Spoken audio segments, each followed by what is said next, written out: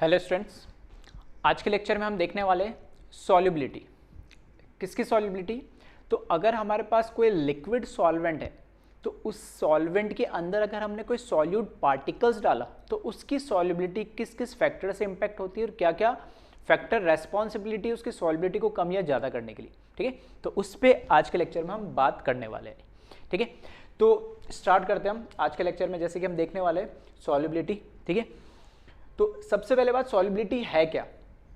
तो सॉल्युबिलिटी को डिफाइन करने के लिए, ठीक है, इन जनरल कई बुक्स में ऐसे लिखा होता है कि कोई भी अमाउंट ले लो, उसमें पर्टिकुलर जितना सॉल्युबल हो उतना देख लो। ठीक है, बट और स्पेसिफाइड करने के लिए ठीक है, हमने यहाँ पे ये चीज स्टैंडर्ड ले ली कि हम क्या करें कि 100 ग्राम मिले सॉल्वेंट, या जो भी लिक्विड ले वो 100 ग्राम मिले। तो यहाँ लिखा है solubility of a substance is defined as amount of solid dissolved in 100 gram of water to make a saturated solution at a specified temperature and pressure। ठीक है, एक स्पेसिफाइड टेम्परेचर और प्रेशर मतलब एक कांस्टेंट टेम्परेचर और pressure पे 100 gram water मैंने लिया और उस 100 ग्राम वाटर के अंदर जिसको भी मेरे को सॉल्यूबल करना है, जिसको भी उसके साथ मिक्स करना है, सॉल्यूबल करना है, तो कितना मिक्स कर सकते हैं वो उसकी सॉल्युबिलिटी बताता है। तो फॉर एग्जांपल अगर मेरे पास NaCl है तो उसके 2 पार्टिकल्स होंगे 100 ग्राम वाटर में, 3 होंगे, 10 होंगे, 50 होंगे या 100 होंगे। वो जितना मैक्सिमम हो सकता है, मैक्सिमम से मतलब कि फर्दर उसमें अगर मैंने ऐड करा तो फिर वो सॉल्यूबल नहीं, नीचे जाके बैठ गया, प्रेसिपिटेट बना लिया, तो उस टाइप के सॉल्यूशन को बोलते हैं सैचुरेटेड सॉल्यूशन। ये टर्म आप देख रहे हो यहाँ पे, सैचुरेटेड सॉल्यूशन का मतलब क्या है? मैक्सिमम सॉल्युबिलिटी बताता है सैचुरेटेड सॉल्यूशन एक स्पेसिफिक टेम्परेचर पे। फॉर एग्जांपल अगर अभी 25 डिग्री रूम टेम्परेचर है, 1 atm एटमॉस्फेरिक प्रेशर है, तो ये हमारे लिए कांस्टेंट टेम्परेचर और प्रेशर हो गया। 100 ग्राम वाटर मैंने लिया, अब NaCl उसमें मैं डालते जा रहा हूँ और उसके अंदर घुलते आ रहा है। तो जितना मैक्सिमम घुल सकता है वो कहलाएगा सैचुरेशन सॉल्यूशन। उससे जस्ट एक पार्टिकल भी आपने ज़्यादा डाला तो वो क्या हो जाएगा? प्रेसिपिटेट हो जाएगा। वो अब उसके अंदर सॉल्यूबल नहीं होगा, उसके अंदर डिसॉल्व नहीं होगा। ठीक है, तो इस तरीके से हम उसको क्या बोलते हैं? सैचुरेटेड सॉल्यूशन बोलते हैं। तो ये सॉल्युबिलिटी की डेफिनेशन है कि 100 ग्राम वाटर के अंदर कितना मैक्सिमम हम सॉल्यूबल कर सकते हैं, वो हमें इसकी डेफिनेशन से पता लगता है। तो वीडियो पॉज करें और कॉपी करें। फिर हम आगे बढ़े इसमें कि जो सॉल्युबिलिटी है, अब ये जो टर्म आया है सैचुरेटेड, ठीक है, उसकी हम बात, इस पे भी हम आएंगे। उससे पहले अगर मैं सॉल्युबिलिटी की बात करूं तो 2 एनर्जीज के मैग्नीट्यूड पे डिपेंड करता है। 2 तरह की एनर्जीज होती है जिनके नाम हमने डायरेक्ट इनडायरेक्ट वे में पहले भी सुने। पहला है लैटिस एनर्जी, दूसरा है हाइड्रेशन एनर्जी। दोनों के नाम केमिकल बॉन्डिंग या पीरियोडिक में 11th क्लास में कहीं ना कहीं सुनोगे, नहीं तो फिर हम इनको प्रॉपर्ली कहाँ पढ़ते? थर्मोडायनेमिक्स या थर्मोकेमिस्ट्री के अंदर लैटिस एनर्जी और हाइड्रेशन एनर्जी को अगेन हम उसको डिटेल में पढ़ते हैं। तो दोनों की क्या है डेफिनेशन वो बताने वाला हूं और दोनों के मैग्नीट्यूड पे कैसे डिपेंड करेगा उसकी हम बात करने वाले सॉल्युबिलिटी। ठीक है, तो पहले हम बात करते हैं लैटिस एनर्जी की। तो लैटिस एनर्जी क्या है? The energy required when 1 mole of crystal is broken into its constituent ions or the energy released when 1 mole of a crystal is formed from its constituent ions or particles। Vice versa definition है। 1 मोल crystal lattice मैंने लिया, उसको break करने के लिए, अगर मेरे को किसी को ब्रेक करना है तो एनर्जी देने पड़ेगी, तो उसको ब्रेक करने के लिए जितनी एनर्जी चाहिए वो क्या कहलाएगी? Lattice energy. सॉरी। और उसको ब्रेक होने के बाद जो उसकी कॉन्स्टिट्यूएंट आयंस मिले या पार्टिकल्स मिले, उनको फिर से ज्वाइन करके क्रिस्टल बनाने पे जब बॉन्ड बनता है तो हमें पता है एनर्जी रिलीज होती है, और जब बॉन्ड को तोड़ना होता है तो एनर्जी हमें देने पड़ती है। तो बॉन्ड ब्रेकिंग एक एंडोथर्मिक प्रोसेस है और बॉन्ड फॉर्मेशन एक एक्सोथर्मिक प्रोसेस है। तो जब एनर्जी अगर एक पर्टिकुलर, मैंने NaCl क्रिस्टल ले लिया फॉर एग्जांपल, तो NaCl क्रिस्टल के अंदर उस बॉन्ड को ब्रेक करने के लिए 1 मोल क्रिस्टल को तोड़ने के लिए जो एनर्जी चाहिए होगी वो कहलाएगी उसकी लैटिस एनर्जी। जब वो बॉन्ड ब्रेक हो गए, Na+ और Cl- अलग अलग हो गए, अब फिर से अगर मैं Na+ Cl- को कंबाइन करता हूं और उनको फिर से एक लैटिस बनाता हूं, तो फिर से वो एक एनर्जी, बॉन्ड बनाने पे एनर्जी रिलीज होती है। तो जो बॉन्ड पहले तोड़ते समय हमें लगी थी, सेम एनर्जी बॉन्ड को बनाते समय रिलीज होगी। तो दोनों का मैग्नीट्यूड, साइन अलग अलग हो गया, एक एंडोथर्मिक है, तोड़ने में और एक्सोथर्मिक है दूसरे में बॉन्ड बनाने में। बट मैग्नीट्यूड की बात करूँ, फॉर एग्जांपल 20 कैलोरी है, 20 किलो जूल है, तो दोनों में 20 किलो जूल ही लगेगी। अब वो प्लस माइनस अलग बात है, ठीक है। तो ये हम ऑलरेडी पढ़ चुके, फिर भी एक बार मैंने एक्सप्लेन कर दिया। और फिर इसको आसानी से समझने के लिए एक एग्जाम्पल, जैसे मैंने अभी NaCl बोला है, उसी का एक एग्जाम्पल मैं ले लेता हूँ, ठीक है। तो अगर मैं बोल रहा हूँ यहाँ पर NaCl मेरे पास एक क्रिस्टल बना हुआ है, ठीक है, फॉर एग्जांपल इसका 1 मोल है, तो इसको ब्रेक करने के लिए, ठीक है, मुझे एनर्जी चाहिए होगी, और ये जब ब्रेक होगा तो ये Na+ और किसमें Cl- में ब्रेक हुआ। इस केस में जो डेल्टा H है, ठीक है, डेल्टा H वो कहलाता है लैटिस एनर्जी, और वो लैटिस एनर्जी कैसी होगी, पॉजिटिव होगी, that means endothermic in nature होगी। और इसी का अगर मैं रिवर्स कर दूं, अगर मेरे पास Na+, ठीक है, Na+ और Cl- अलग अलग है, कैटायन और एनायन अलग अलग है मेरे पास, इसके कॉन्स्टिट्यूएंट पार्टिकल्स हो गई ये। इन कॉन्स्टिट्यूएंट पार्टिकल्स को फिर से मैं ज्वाइन करूं और मेरा क्रिस्टल बना लूं मैं NaCl, तब एनर्जी इसमें क्या होगी, जब बॉन्ड बनता है तो एनर्जी क्या होती है, रिलीज होती है। तो इस केस में जो डेल्टा H होता है वो भी लैटिस एनर्जी कहलाएगी, और ये कैसी होगी, नेगेटिव। मैग्नीट्यूड वाइज दोनों सेम होगी, अगर यहाँ पे 20 है तो ये भी 20 होगी, ये 50 है तो ये भी 50 होगी, सिर्फ इतना सा डिफरेंस है। तो उसको हम बोलते हैं लैटिस एनर्जी। और क्योंकि हम बात कर रहे हैं क्या है, सॉल्युबिलिटी की, जो हम अभी टॉपिक पढ़ रहे हैं वो पढ़ रहे हैं सॉल्युबिलिटी का। तो सॉल्युबिलिटी का मतलब ये है कि हमने कोई सॉलिड पार्टिकल या सॉलिड पार्टिकल लिया, उसको लिक्विड में डाला और वो सॉल्युबल हो जाए। सॉल्युबल हो जाए मतलब कब होगा, जब कैटायन और एनायन अलग अलग हो जाएंगे। तो हम कौन से केस की बात कर रहे हैं यहाँ पर, हम बात कर रहे हैं यहाँ पर इस फर्स्ट केस की, जिसके अंदर हमें NaCl को डिसॉल्व करना है। इसलिए यहाँ पे देखोगे लास्ट में लिखा the dissolution process is endothermic. तो ये जो एंडोथर्मिक लिखा है इसके रिगार्डिंग लिखा है, क्योंकि हमें क्या करना है, उसको सॉल्युबल करना, पार्टिकल्स को क्या करना है, डिसोसिएट करना है, ठीक है। तो अभी के लिए हम मान के चल रहे हैं कि जो लैटिस एनर्जी उसमें दोनों पॉसिबिलिटी, लेकिन हम क्या मान के चलेंगे, क्योंकि हमें सॉल्युबिलिटी की बात करनी है, तो लैटिस एनर्जी की हम पॉजिटिव वैल्यू मतलब एंडोथर्मिक वे में हम इसको ले रहे हैं, ठीक है। चलिए इसको कॉपी करिए वीडियो पॉज करके।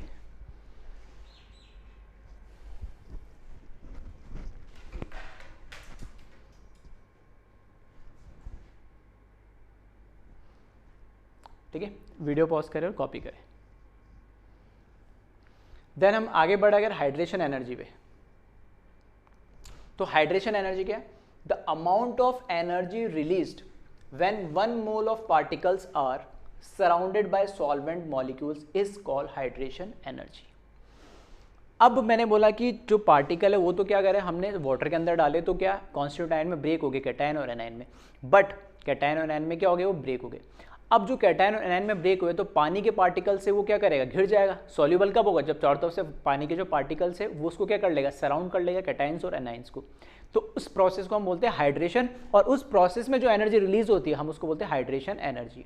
कैसे, अगर मैं बोल रहा हूँ यहाँ पर, ठीक है, अगेन मैं बोल रहा हूँ यहाँ पर, अगर मेरे पास जैसे Na+ ये कैटायन है, तो हमें पता है कैटायन पे एक चार्ज है, और इसकी वजह से हमारे पास जो पानी के पार्टिकल्स होंगे, ठीक है, हमारे पास जो पानी के पार्टिकल्स होंगे H2 के, वो इसको चारों तरफ से क्या कर लेगा, सराउंड कर लेगा इस तरीके से। और ऐसा नहीं है कि सिर्फ ये एक ही लेयर बनेगी, ऐसे मल्टीपल लेयर्स बन जाती है।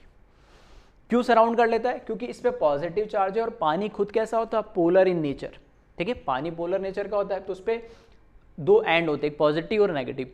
जब हमारे पास पॉजिटिव आयन आया तो पानी ने, ठीक है, पानी ने अपना क्या करा, नेगेटिव एंड पॉजिटिव की तरफ कर दिया, तभी तो अट्रैक्ट होगा, ये नेगेटिव ये पॉजिटिव, नेगेटिव पॉजिटिव, इस तरीके से। तो इसने अपना नेगेटिव एंड का नेगेटिव एंड का करा, उसने नेगेटिव एंड अपना कैटायन की तरफ कर दिया, ताकि उनके बीच में एक अट्रैक्शन हो, क्योंकि अपोजिट होंगे तभी तो अट्रैक्ट करेगा, सेम तो अट्रैक्ट करेगा नहीं।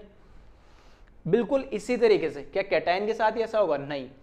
अगर जो हमारे पास एनायन है, ठीक है, जो हमारे पास एनायन है, फॉर एग्जांपल मैंने बोला ये Cl- मेरे पास एनायन है, तो इस Cl- को भी पानी क्या कर लेगा, सराउंड कर लेगा, यानी तो दोनों को कैसे कर लेता है, तो दोनों को इसलिए कर देता है क्योंकि अभी हमने बोला पानी कैसा नेचर का है, पोलर नेचर का है, तो नेगेटिव है, तो अब अपना क्या करेगा, इस बार पॉजिटिव एंड उसकी तरफ कर देगा, यानी नेगेटिव, तो ये पॉजिटिव एंड करा उसकी तरफ, पॉजिटिव एंड कर दिया उसकी तरफ, पॉजिटिव एंड कर दिया, positive and, positive and, positive and, इसमें भी इस तरीके मल्टीपल लेयर्स बन जाती। तो ये इस तरीके से मैं इंडिविजुअली बोल सकता हूँ। इस प्रोसेस को हम बोलते हैं कैटायन का हाइड्रेशन और इसको हम बोल देंगे एनायन का हाइड्रेशन, और दोनों का एक साथ हाइड्रेशन होगा। इसमें अल्टीमेटली हो क्या रहा है कि कैटायन के पास ये पोलर जो मॉलिक्यूल है वाटर के मॉलिक्यूल, इनके बीच में फोर्स ऑफ अट्रैक्शन है पॉजिटिव और नेगेटिव है। इसी तरीके से यहाँ नेगेटिव और पॉजिटिव के बीच में अट्रैक्शन है। जब भी फोर्स ऑफ अट्रैक्शन होगा, जब भी एक तरीके से बॉन्ड बन रहा है, तो एनर्जी क्या होगी, रिलीज होगी। अगेन ये प्रोसेस कैसा है, एक्सोथर्मिक इन नेचर होगा, क्योंकि भले कैटायन का हाइड्रेशन हो भले एनायन का हाइड्रेशन हो, दोनों ही केस में क्या होगी, एनर्जी रिलीज होगी। एक्सोथर्मिक प्रोसेस होता है। अब यहाँ पर दोनों जो एनर्जी की बात अगर हम करें तो हाइड्रेशन एनर्जी हमने बोला कैसा है, एक्सोथर्मिक है, जबकि लैटिस एनर्जी का ऐसा था हमारे लिए एंडोथर्मिक। तो दो अपोजिट मैग्नीट्यूड या दो अपोजिट मैं बोल सकता हूँ नेचर के हमारे पास एनर्जीज है, मैग्नीट्यूड तो नहीं, नेचर की बोल सकता हूँ कि ये तो है एक्सोथर्मिक, हाइड्रेशन में तो हमेशा एनर्जी रिलीज होगी और लैटिस के अंदर क्या होगी, हमेशा एनर्जी एब्जॉर्ब होगी। अब मैं चाहता हूँ कि जो भी सॉल्यूट डालूँ ना वो सॉल्यूबल हो जाए। तो सॉल्यूबल कब होगा, वो सॉल्यूबल तब होगा जब वो इजीली डिसोसिएट हो और उसके अंदर डिसॉल्व हो जाए। तो वो कब होगा, जब लैटिस एनर्जी कम होगी, और लैटिस एनर्जी कम हो और एनर्जी उसमें से क्या हो, ज़्यादा। जब भी मैं कह रहा हूँ एक तरीके से ये क्या अगर बॉन्ड बन रहे, तो अगर ये हाइड्रेशन एनर्जी ज़्यादा रिलीज होगी तो वो जो अब क्या ये पूरा सिस्टम ऐसा तो है नहीं अलग से कैलकुलेट करके लाएगा लैटिस एनर्जी इतनी, हाइड्रेशन एनर्जी के मैं डिसॉल्व हो जाऊँ या नहीं हो जाऊँ, ठीक है। ये काम सारे काम कैसे होते हैं, साइमल्टेनियसली होते हैं। जैसे ही हम क्या करेंगे, सॉल्यूट को सॉल्यूशन के अंदर डालेंगे, वाटर के अंदर डालेंगे, तो ये खुद अपने आप से नेचर की टेंडेंसी वो अपना आप कैलकुलेट कर लेता है कि हमारे पास लैटिस एनर्जी और हाइड्रेशन एनर्जी का मैग्नीट्यूड क्या है। अगर लैटिस एनर्जी ज़्यादा हुई और हाइड्रेशन एनर्जी कम हुई तो वो डिसॉल्व नहीं होगा, सॉल्यूबल नहीं होगा। और अगर लैटिस एनर्जी कम है और हाइड्रेशन एनर्जी ज़्यादा है तो इजीली वो क्या हो जाएगा, डिसॉल्व। क्योंकि जितनी एनर्जी उसको क्रिस्टल्स को ब्रेक करने के लिए, लैटिस को ब्रेक करने के लिए चाहिए, वो कहाँ से कंपनसेट करता है, इस हाइड्रेशन एनर्जी से। तो इस तरीके से वो हाइड्रेशन एनर्जी ज़्यादा होना चाहिए हमेशा, अगर किसी भी क्रिस्टल को क्या करना है, सॉल्यूबल होना है तो, ठीक है। चलिए तो वीडियो पॉज करिए और कॉपी करिए इसको।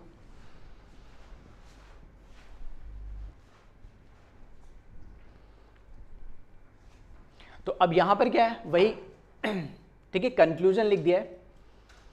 पहला, if lattice energy is higher then hydration energy then the solubility will be less, ठीक है। लैटिस एनर्जी अगर ज्यादा हुआ तो ऑब्वियसली सॉल्युबिलिटी कम होगी या ना के बराबर होगी।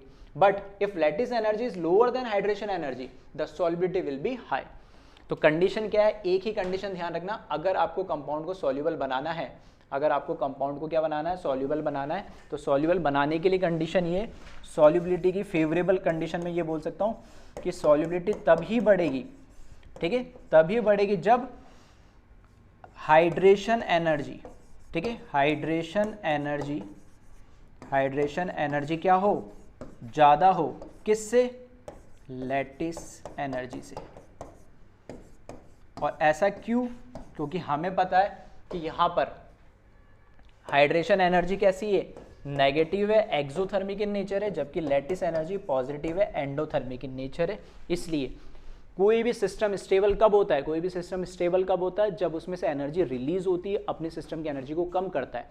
तो यहाँ पर जितनी ज़्यादा टोटल एनर्जी रिलीज होगी, जो उसको यूजफुल एनर्जी होगी वो लैटिस में यूज़ कर लेगा, बाकी एनर्जी कम कर देगा और वो सॉल्यूबल हो जाएगा, ठीक है। चलिए कॉपी करिए इसको, वीडियो पॉज करें और कॉपी करें।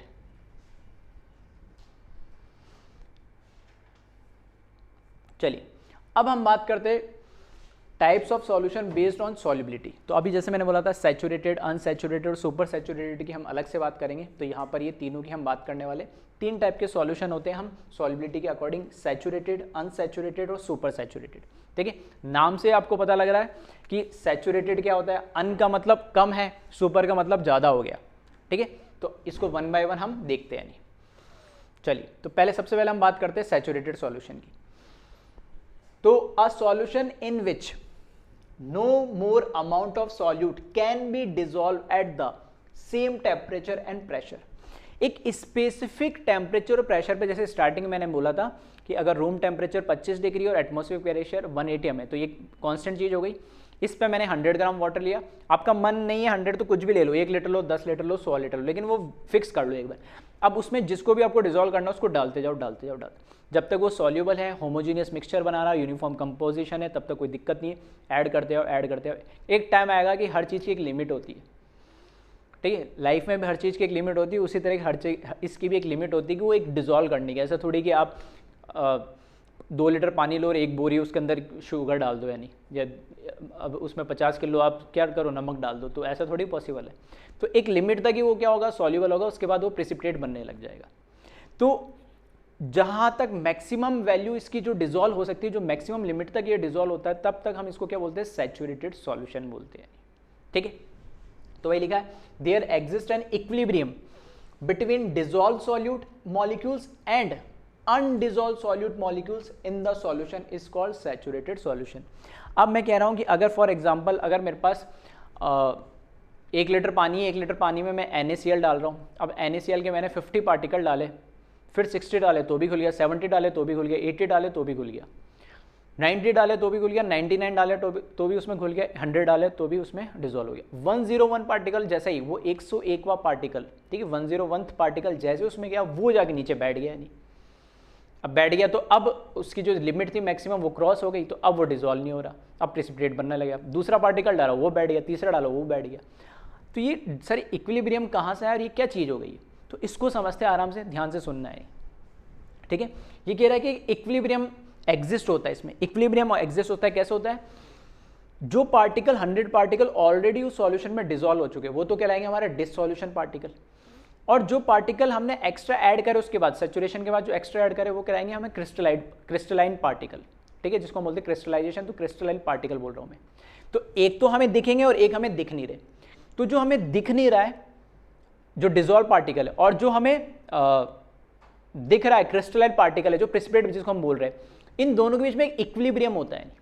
इक्विलिब्रियम का मतलब क्या है कि अब उस जो 1 लीटर पानी हमने लिया था उसकी मैक्सिमम लिमिट तो यही है कि वो 100 NaCl पार्टिकल को डिसॉल्व करेगा, लेकिन ये कोई गारंटी नहीं, इसकी कोई श्योरिटी नहीं कि जो 100 पार्टिकल अगर मैं मार्किंग कर दूं ना तो 1 2 3 तो 1 से 100 ही रहेगा हमेशा, नहीं हो सकता 101 जिसमें मैंने नंबर लिखा है वो डिसॉल्व हो जाए और फॉर एग्जांपल 51th पार्टिकल जो है वो अनडिसॉल्व हो जाए।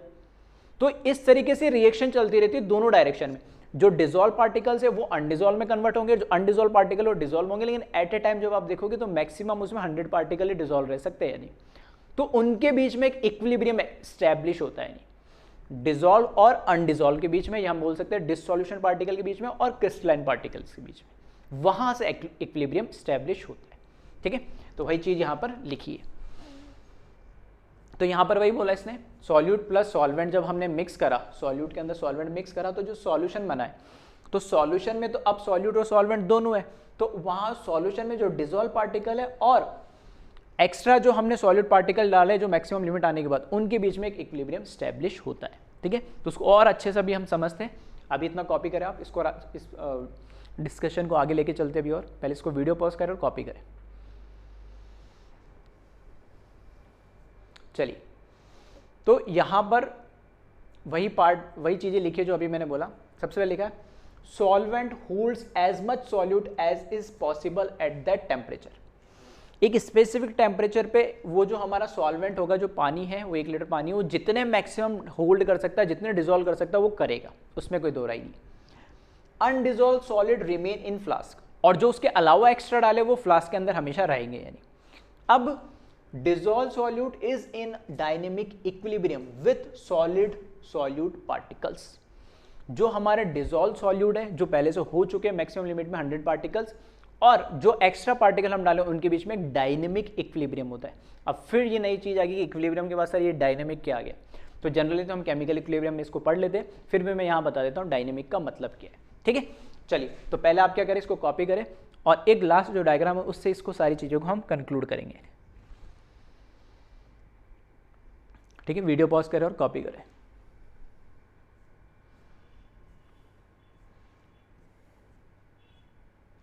ठीक है, चलिए फिर नेक्स्ट इसमें दे रखा है डायनेमिक इक्विलिब्रियम को डिफाइन करने के लिए।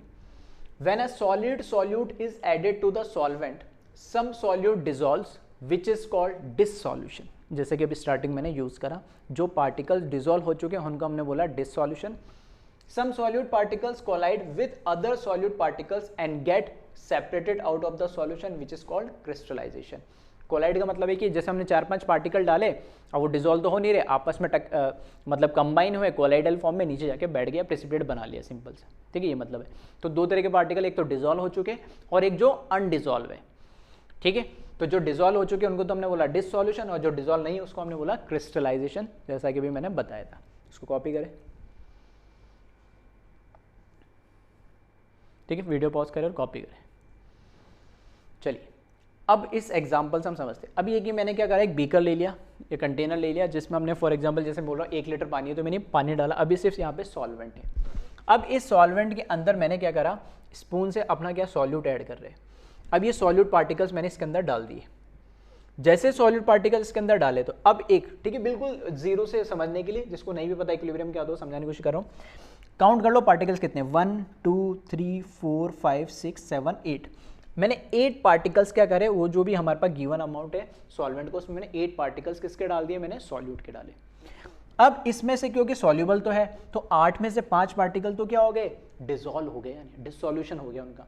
डिसॉल्यूशन हुआ तो अब वो कहाँ गए, दिख तो रहे ही नहीं, डिसॉल्व हो गए तभी तो नहीं दिखेगा ना। अब पूरा ये सॉल्यूशन कैसा बन गया, होमोजीनियस सॉल्यूशन बन गया मेरा, तभी तो उसको सॉल्यूशन बनेंगे। सॉल्यूशन की डेफिनेशन ये क्या होना चाहिए, होमोजीनियस मिक्सचर होना चाहिए, यूनिफॉर्म कंपोजिशन होना चाहिए। सॉल्यूट सॉल्वेंट को मैं देख के अलग नहीं कर सकता, ना उनको सेपरेट कर सकता हूँ, तो वही उसने बना लिया। अब वो मिक्स हो गए, इसके अंदर घुल गए। अब क्योंकि इसमें इसकी मैक्सिमम जो लिमिट थी, जो सैचुरेशन लिमिट थी, जो सैचुरेशन कंसंट्रेशन थी, वो तो थी कि जो गिवन अमाउंट है हमारे पास उसमें कितना 5 पार्टिकल्स ही क्या हो सकते हैं, डिसॉल्व हो सकते हैं। लेकिन मैंने डाल कितने दिए, 8।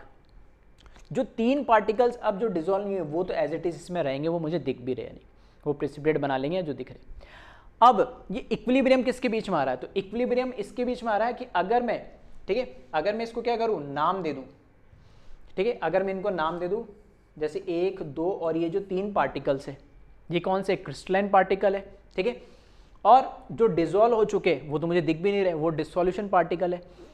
तो अगर ये पार्टिकल मान लो डिसॉल्व होने लगेगा इसके अंदर, तो यहाँ पे जो दूसरा पार्टिकल जो हमारे पास क्या है, क्रिस्टलाइन पार्टिकल है, वो क्या होने लगेगा, प्रिसिपिटेट बनाने लगेगा एट द सेम टाइम, ठीक है, वो क्या करेगा, एट द सेम टाइम वो प्रिसिपिटेट बनाने लगेगा। तो जब ये डिसॉल्व होगा तो इनमें से एक प्रिसिपिटेट बना लेगा, अगर दूसरा डिसॉल्व होगा तो दूसरा प्रिसिपिटेट बना लेगा, ये डिसॉल्व होगा तीसरा प्रिसिपिटेट, मतलब एट ए टाइम 3 तो अनडिसॉल्व होगा ही। और इक्विलिब्रियम का मतलब ही क्या होता है, जब इक्विलिब्रियम आ जाता है तो हमारी रिएक्शन में हम बोलते हैं कि रिएक्टेंट और कंसंट्रेशन, रिएक्टेंट और जो प्रोडक्ट है उनकी कंसंट्रेशन इक्वल नहीं होती है, कांस्टेंट हो जाती है। तो यहाँ पे कांस्टेंट हो गई है, डिसॉल्व रिएक्टेंट मान लो और अनडिसॉल्व हमारा प्रोडक्ट मान लो, कैसे भी आपकी इच्छा है। तो हमेशा इसमें 3 नजर आएंगे और डिसॉल्व हमेशा 5 नजर आएंगे। अगर यहाँ से मैं इक्विलिब्रियम कैसे समझाता हूँ, अगर 2 पॉइंट है, यहाँ से एक आदमी यहाँ दौड़ रहा है तो उस सेम स्पीड से यहाँ दौड़ेगा। तो सेम कहानी, अगर एक पार्टिकल जिस रेट से प्रेसिपिटेट बनाएगा उसी रेट से दूसरा पार्टिकल क्या होने लगेगा, डिसॉल्व होने लगेगा। यानी दोनों की रेट, फॉरवर्ड की रेट ऑफ फॉरवर्ड रिएक्शन और रेट ऑफ बैकवर्ड रिएक्शन दोनों क्या होती है, सेम होती है। उसी पॉइंट को हम क्या बोलते हैं, इक्विलिब्रियम बोलते हैं। तो रेट ऑफ डिसॉल्यूशन और रेट ऑफ क्रिस्टलाइजेशन इस केस में क्या हो जाएगी, सेम हो जाएगी, और हम बोलेंगे इक्विलिब्रियम है। और डायनेमिक वर्ड क्यों यूज करा है, क्योंकि हमें तो ऐसे लग रहा है कि अब जो 5 डिसॉल्व होने थे ना वो हो गए, अब कुछ नहीं हो रहा है। लेकिन अभी भी क्या है, इसमें से एक पार्टिकल उसमें डिसॉल्व हो रहा था, दूसरा प्रिसिपिटेट बना रहा है। जो हमें दिखने में तो लग रहा है कि कोई रिएक्शन हो रही नहीं है, लेकिन एक्चुअल में इंटरनली रिएक्शन चल रही है, क्योंकि कंसंट्रेशन कांस्टेंट होगी, इसलिए हमें वो पता नहीं लग रहा है।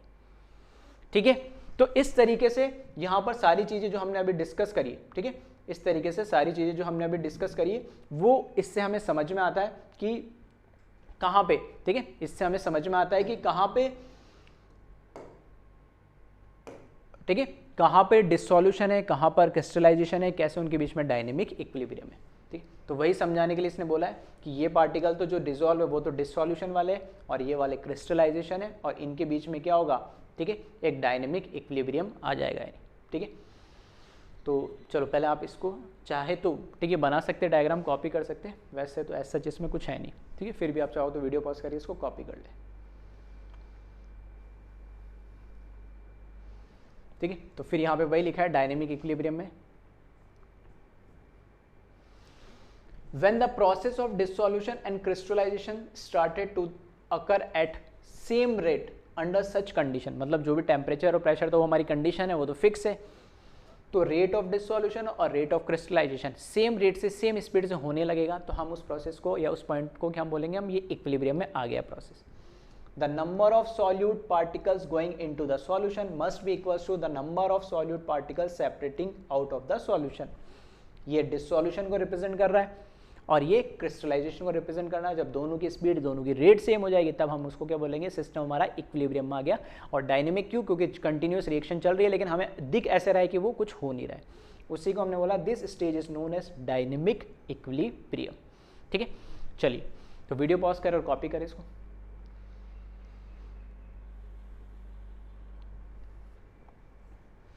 चलिए फिर हम बात करें अनसैचुरेटेड सॉल्यूशन की। ठीक है, तो अनसैचुरेटेड सॉल्यूशन क्या है, बहुत ही सिंपल चीज है। A solution in which more amount of solute can be dissolve at the same temperature and pressure. एक पर्टिकुलर, अगर मैं उसी की बात करूं कि मैंने अगर 1 लीटर पानी लिया और उसमें मैक्सिमम पार्टिकल डिसॉल्व होने की कैपेसिटी कितनी है, 100 NaCl की, तो उसी टेम्परेचर और उसी प्रेशर पे 100 से पहले जितने भी वो डिसॉल्व हो जाएंगे, तब उसकी जो कंसंट्रेशन होगी, जो सॉल्यूशन होगा, मैं उसको अनसैचुरेटेड बोलूंगा। अनसैचुरेटेड से मतलब अभी भी इसमें कैपेबिलिटी और सॉल्यूट को डिसॉल्व करने की, अभी ये सैचुरेट नहीं हुआ। सैचुरेट होने का मतलब कि अब इसके बाद इसमें कुछ भी डिसॉल्व नहीं कर सकते, वो इसका मैक्सिमम लेवल आ गया, मैक्सिमम सॉल्युबिलिटी का पॉइंट आ गया। अनसैचुरेटेड का मतलब ही सिंपल सा ये है कि उसमें और आप ऐड कर सकते हो और डिसॉल्व कर सकते हो। तो अगर मैं कह रहा हूँ कि 100 मॉलिक्यूल्स 1 लीटर पानी में NaCl के, अजम्पशन है, ठीक है, अगर 100 मॉलिक्यूल NaCl के 1 लीटर पानी में डिसॉल्व हो सकते हैं मैक्सिमम एक रूम टेम्परेचर 25 डिग्री और 1 atm प्रेशर पे, तो 100 से कम कितना भी ले लो, 99 ले लो, तो भी वो अनसैचुरेटेड सॉल्यूशन कहलाएगा। 99 पार्टिकल डिसॉल्व है क्योंकि उसमें एक और डिसॉल्व होने की कैपेबिलिटी है। 95 ले लो तो भी अनसैचुरेटेड कहलाएगा क्योंकि उसमें 5 पार्टिकल को डिसॉल्व होने की और कैपेबिलिटी। 90 ले लो तो भी अनसैचुरेटेड कहलाएगा। 60 ले लो, 70 ले लो, 10 ले लो, 1 ले लो, सब क्या कहलाएगा, अनसैचुरेटेड सॉल्यूशन कहलाएगा। तो the amount present is less than that in saturated solution. तो ऑब्वियस ही बात है कि सैचुरेटेड का तो मैक्सिमम है, तो अनसैचुरेटेड में क्या होगा, जो सॉल्यूट प्रेजेंट होगा वो सैचुरेटेड से तो कम ही होगा, तभी तो अनसैचुरेटेड कहलाएगा। ठीक है, तो कॉपी करिए इसको वीडियो पॉज करके।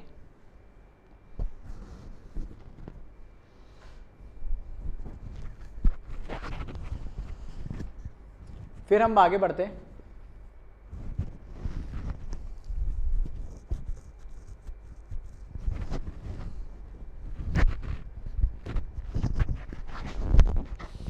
ठीक है, सुपर सैचुरेटेड सॉल्यूशन। ठीक है, तो माइक थोड़ा लूज हो गया था तो डिस्टर्बेंस आया होगा, तो उसके लिए सॉरी। सुपर सैचुरेटेड सॉल्यूशन का मतलब क्या है, a solution in which there is more amount of solute than that is present in a saturated solution is called super saturated solution. अब इसका क्या मतलब हो गया कि अगर मैंने बोला कि अभी इस रूम टेम्परेचर जो 25 डिग्री है, इसमें 100 NaCl पार्टिकल क्या हो सकते हैं, मैक्सिमम सॉल्युबल हो सकते हैं। 100 से कम तो क्या कहलाएगा, सॉल्यूशन अनसैचुरेटेड। जब 100 मैक्सिमम हो जाएंगे तो क्या कहलाएगा, सैचुरेटेड। अब जब मैंने बोला 101 डाल देंगे तो क्या हो जाएगा, वो तो अनडिजॉल्व हो जाएगा, क्रिस्टलाइन बनाएगा। तो फिर लेकिन अगर उसी सॉल्यूशन के अंदर मैं उस 101 या 102 या 103 पार्टिकल जो डाल रहा हूँ उसको भी डिजोल्व कर दूँ, तब वो सॉल्यूशन कैसा बन जाएगा, सुपर सैचुरेटेड। और ये कब होगा, ये तभी होगा जब मैं उस सिस्टम का, उस सॉल्यूशन का टेम्परेचर को क्या करूँगा, बढ़ाऊंगा।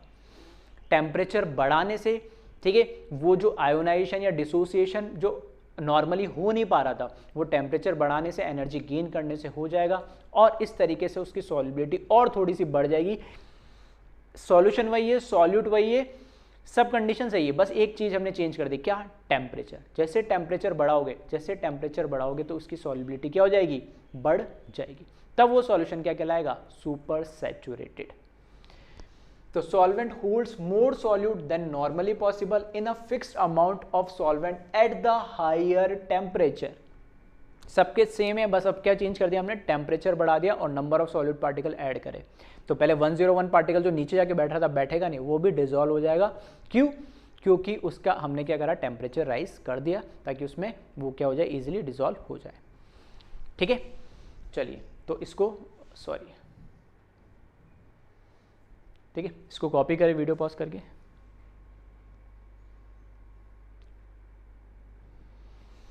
और इसको समझने के लिए सिंपल सा एग्जांपल, जैसे हमने बोला यहाँ पे वही पानी लिया, ठीक है, पानी के अंदर हमने क्या करा, अब जो ये ऐड करा, ठीक है, अब जो हमने ऐड करा तो इसको इसने डिसॉल्व कर लिया, फर्दर इसमें हमने और ऐड करा, तो इसमें आप ये देखोगे कि ये जो पार्ट, जैसे अभी ये पानी था, है ना, पानी था, उसके अंदर मैंने क्या करा, सॉल्यूट ऐड करा तो उसका कलर चेंज हो गया, थोड़ा डार्क हो गया, क्योंकि उसमें ये कैसा हो गया, अब सॉल्यूट और सॉल्वेंट दोनों मिल गया, ये सॉल्यूशन बन गया। अब जो पर्टिकुलर टेम्परेचर पे होना था वो तो हो गया।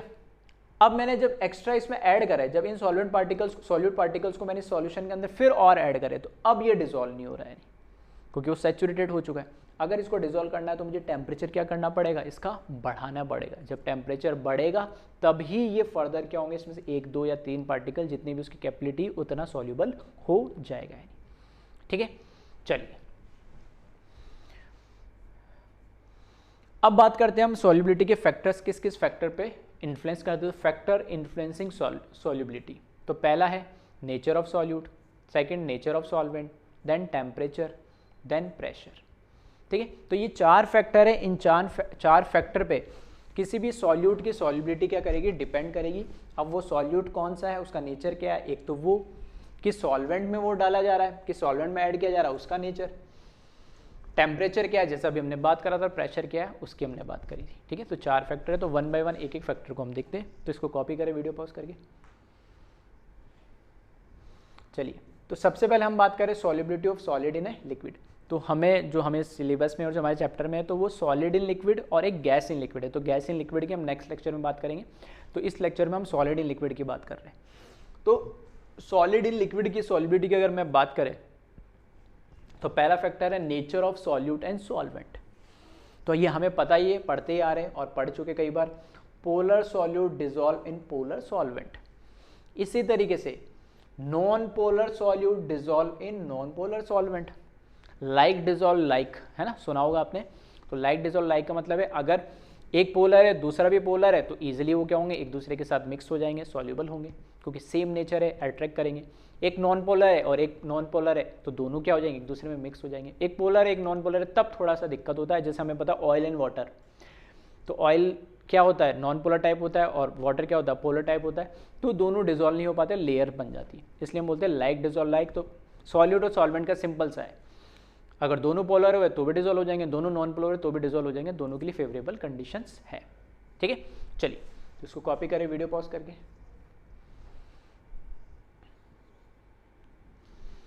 देन अगर हम आगे बात करें इफेक्ट ऑफ टेम्परेचर, ठीक है, तो टेम्परेचर की अगर हम बात करें तो ध्यान से सुनना और समझना, बहुत सिंपल है। The solubility of A solid in a liquid affected by temperature. बिल्कुल टेम्परेचर से इफेक्ट पड़ेगा। कैसे पड़ेगा, अभी हमने बोला था कि टेम्परेचर बढ़ाने से सॉल्युबिलिटी बढ़ जाती है, कैसे बढ़ेगी वही समझ रहे हैं। Enthalpy change in solution is denoted by delta H SOL solution. जो भी मैंने कोई सॉल्यूट को ऐड करा सॉल्वेंट में, तो उसमें जो एनर्जी का चेंज हुआ, जैसे हमने बोला ना, एक 2 एनर्जी फैक्टर होती है, एक तो हाइड्रेशन एनर्जी और एक लैटिस एनर्जी। अब हो सकता है एक कम हो एक ज़्यादा हो, तो टोटल ओवरऑल पूरे सिस्टम में से हो सकता है या तो टोटल एनर्जी क्या करे, या तो टोटल एनर्जी क्या करेगी, उससे रिलीज होगी, या टोटल एनर्जी उसमें क्या होगी, एब्जॉर्ब होगी। यानी सही है, तो डिपेंड करेगा दोनों के मैग्नीट्यूड पे, हाइड्रेशन और लैटिस पे। तो अगर मैं कह रहा हूं कि अगर मैंने कोई सॉल्यूट और सॉल्वेंट को ऐड करा तो उसमें जो एंथैल्पी चेंज आएगा, जो एनर्जी का चेंज आएगा सॉल्यूशन में, उसको मैंने डिनोट करा डेल्टा एच सॉल्यूशन से। अब अगर if the dissolution process is endothermic, that is delta H is greater than 0 or positive, the solubility should increase with rise in temperature. अगर ओवरऑल प्रोसेस के अंदर एनर्जी चाहिए हमें, अगर ओवरऑल प्रोसेस के अंदर मुझे एनर्जी चाहिए तो ऑब्वियस ही बात है फिर उसमें एनर्जी दो। तो एनर्जी कैसे दे, टेम्परेचर बढ़ा के, और टेम्परेचर बढ़ाएंगे तो एनर्जी मिलेगी, और एंडोथर्मिक प्रोसेस है तो टेम्परेचर बढ़ाने से उसकी सॉल्युबिलिटी भी क्या होगी, बढ़ेगी। ठीक है, अगर प्रोसेस एंडोथर्मिक है, उसको हीट चाहिए, डेल्टा एच पॉजिटिव है, डेल्टा एच ग्रेटर देन 0 है, तो उसका टेम्परेचर बढ़ाइए, उसको एनर्जी दीजिए ताकि वो उसमें क्या, उसकी सॉल्युबिलिटी बढ़ जाए। और वाइस वर्सा, इसका रिवर्स, अगर ठीक है, अगर उसमें एनर्जी रिलीज हो रही पूरे सिस्टम में, if dissolution process is exothermic, that is delta H solution is less than 0 या delta H solution negative, the solubility should decrease with rise in temperature. मतलब एक इफेक्ट के अकॉर्डिंग हमने बात करी कि दोनों केस में हम क्या कर रहे हैं, टेम्परेचर बढ़ा रहे, दोनों केस में हम क्या कर रहे हैं, टेम्परेचर बढ़ा रहे, और दोनों ही केस में अगर टेम्परेचर बढ़ा रहे तो कब सॉल्युबिलिटी बढ़ेगी और कब कम होगी? तो अगर एक सॉल्यूट और सॉल्वेंट को ऐड करने से ओवरऑल उसमें एनर्जी चाहिए हमें, एंडोथर्मिक प्रोसेस है वो, तो उसको टेम्परेचर दो, सॉल्युबिलिटी बढ़ेगी। अगर एक सॉल्यूट सॉल्वेंट को ऐड करने से उसमें से एनर्जी रिलीज हो रही है, वो एक्सोथर्मिक है, तो फिर टेम्परेचर क्या बढ़ा रहा हो? हमें तो उल्टा टेम्परेचर उसका कम करना है ताकि वो एनर्जी अपनी कम कर पाएंगे, तभी तो पास में आएंगे। तो ध्यान रखना, अगर एंडोथर्मिक प्रोसेस है तो टेम्परेचर राइज करने से सॉल्युबिलिटी बढ़ेगी, और अगर वो एक्सोथर्मिक प्रोसेस है तो टेम्परेचर राइज करने से सॉल्युबिलिटी कम हो जाएगी, या वाइस वर्सा आप बोल सकते हैं। ठीक है, चलिए तो इसको वीडियो पॉज करें और कॉपी कर ले पहले इफेक्ट ऑफ टेम्परेचर को। ठीक है, वीडियो पॉज करें और कॉपी करें।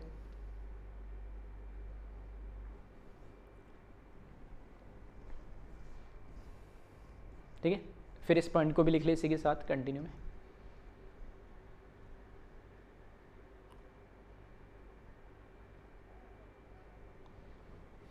चलिए अब हम बात करने वाले एक ग्राफ पे है ना। तो इसमें क्योंकि ये तो चीज़ें एक्सपेरिमेंटल हमें पता लगती है वैसे, तो हमें कब पता लगेगा कि कोई सॉल्यूबल है या नहीं है, और ग्राफिकल वे में अगर कोई क्वेश्चन आता है इस तरह के तो समझ सकते हैं।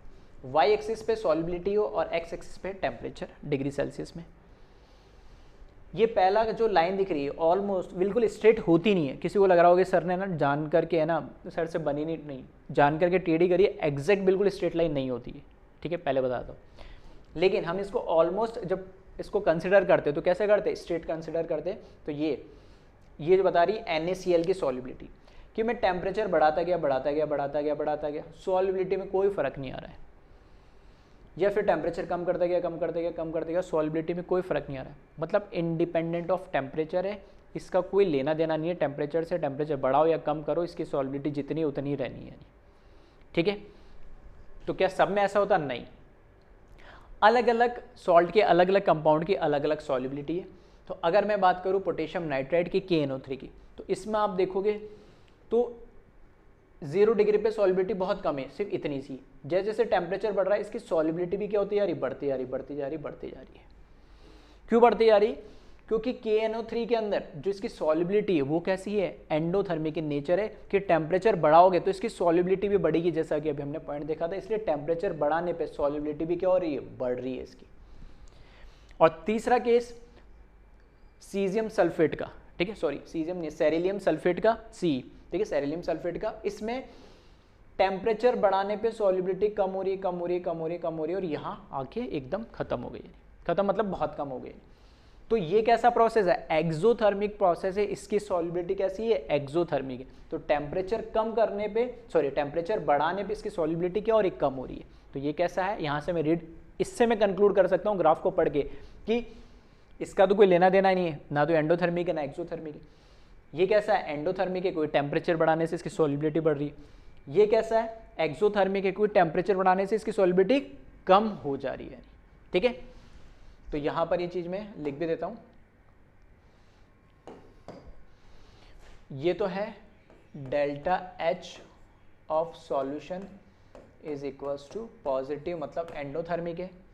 यहां पर delta H of solution negative है, एक्सोथर्मिक है। और इस केस में जो डेल्टा H ऑफ सॉल्यूशन है NaCl के केस में, वो हम ऑलमोस्ट 0 मानते ताकि कोई चेंज इसमें आ नहीं रहा है।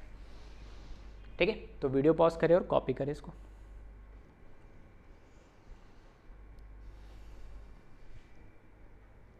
चलिए फिर हम आगे बढ़े इसमें। तो एक कर्व, इस तरह के क्वेश्चंस भी आपको हो सकता है कहीं देखने को मिल जाए बुक्स वगैरह में। तो कर्व देखोगे तो एक ही कर्व है, कभी एक बार पहले ऊपर गया फिर जाके नीचे आ गया। ऐसा भी क्यों पॉसिबल है, क्या? बिल्कुल है। ये है सोडियम सल्फेट का कर्व। यहां पर इनिशियली देखोगे तो सोडियम सल्फेट .10H2, ये हाइड्रेटेड फॉर्म है सोडियम सल्फेट का। ठीक है, ये हाइड्रेटेड फॉर्म है सोडियम सल्फेट का, और यहां पर लिखा है NaSO4 सिर्फ सोडियम सल्फेट। इसका मतलब क्या है? तो इसका मतलब ये है कि यहां पर एक पर्टिकुलर पॉइंट पे क्या है, ये जो मान लो मैक्सिमम पॉइंट है, ये एक्सट्रीम पॉइंट ये हो गया इसका।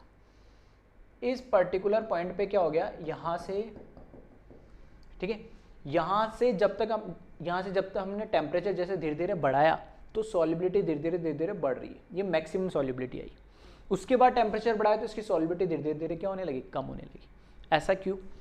तो इनिशियली ठीक है। इनिशियली जो हमारा प्रोसेस था ना, इनिशियली जो हमारा प्रोसेस था ये कैसा था, एंडोथर्मिक था। तो टेम्परेचर बढ़ाने से इसकी सॉल्युबिलिटी बढ़ रही थी।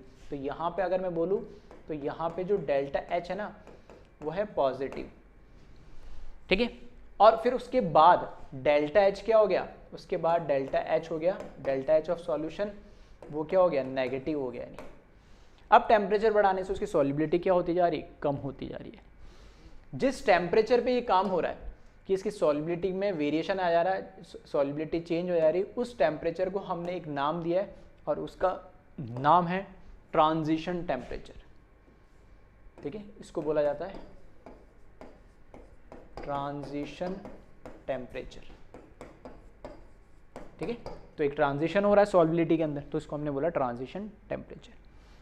तो इनिशियली क्या हुआ, जैसे जैसे हमने टेम्परेचर बढ़ाया इसकी सॉल्युबिलिटी बढ़ रही थी। क्यों, क्योंकि जो इसमें हाइड्रेटेड मॉलिक्यूल है पानी के, वो इससे पहले सबसे पहले वो डिटैच होना शुरू कर रहे हैं, वो निकलना शुरू कर रहे हैं। तो वो तो ओवरऑल क्या कर रहा है, सॉल्वेंट का कंसंट्रेशन पूरा ओवरऑल वॉल्यूम बढ़ा ही रहे नहीं, तो इसलिए इसकी सॉल्युबिलिटी बढ़ रही थी। उसके बाद जब सारे निकल गए उसके बाद सिर्फ सोडियम सल्फेट बचा, और सोडियम सल्फेट कैसा होता है, इसकी सॉल्युबिलिटी एक्सोथर्मिक इन नेचर होती, इसलिए टेम्परेचर बढ़ाने में इसकी सॉल्युबिलिटी भी क्या होती जा रही है, कम होती जा रही है, ठीक है। चलिए तो इसको कॉपी करें वीडियो पॉज करके।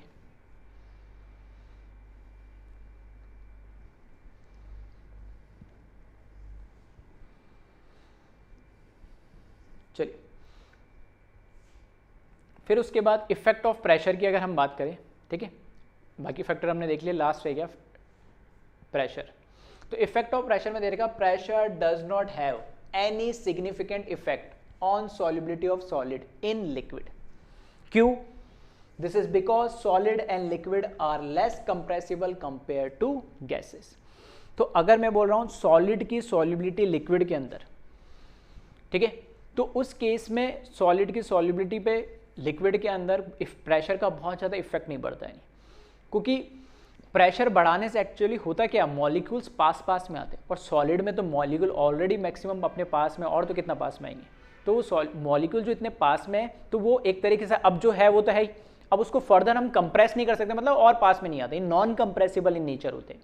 तो अगर कंप्रेसिबल होते तो हम पास में लाते, तो हो सकता है वो यूनाइट होते और वो क्या होते, फोर्स ऑफ अट्रैक्शन बढ़ता और उसमें सॉल्युबिलिटी बढ़ जाती। बट इस केस में क्योंकि ऑलरेडी नॉन कंप्रेसिबल है, सॉलिड को कंप्रेस नहीं कर सकते, तो प्रेशर का बहुत ज़्यादा इम्पैक्ट होता नहीं, होता है इम्पैक्ट लेकिन बहुत, ठीक है, ना के बराबर होता है, इसलिए हम तो अज्यूम करके चलते हैं कि कोई इफेक्ट पड़ता ही नहीं है प्रेशर का, ठीक है। तो यहाँ पर हमने सारे फैक्टर डिस्कस कर लिए सॉल्युबिलिटी के, और इस लेक्चर में, ठीक है, इस लेक्चर में आप देखोगे ध्यान से तो हमने अल्टीमेटली बहुत बड़ी बेसिक सी चीज़ें हमने डिस्कस करी, जो हो सकता है हम बचपन से लेकर आज तक पढ़ते आ रहे थे, देखते आ रहे थे, सुनते आ रहे थे, ठीक है। तो सैचुरेटेड क्या है, अनसैचुरेटेड क्या है, सुपर सैचुरेटेड क्या है, ये हम पहले भी सुन चुके होंगे, जानते होंगे कई बच्चे। या फिर मैं बात करूँ हाइड्रेशन एनर्जी क्या है, लैटिस एनर्जी क्या है, ऑलरेडी इसको हम पहले भी पढ़ चुके। फिर इफेक्ट ऑफ सॉल्वेंट का नेचर या सॉल्यूट का नेचर कैसे इम्पैक्ट करता है, इसको भी हम डायरेक्ट इनडायरेक्ट में बॉन्डिंग और पीरियोडिक टेबल इनमें पढ़ लेते। इसी तरीके से अगर मैं बात करूँ टेम्परेचर का इफेक्ट क्या है, ठीक है, प्रेशर का तो कोई इफेक्ट नहीं है, टेम्परेचर का इफेक्ट क्या है, थर्मोकेमिस्ट्री वगैरह में हम पढ़ते हैं इसको।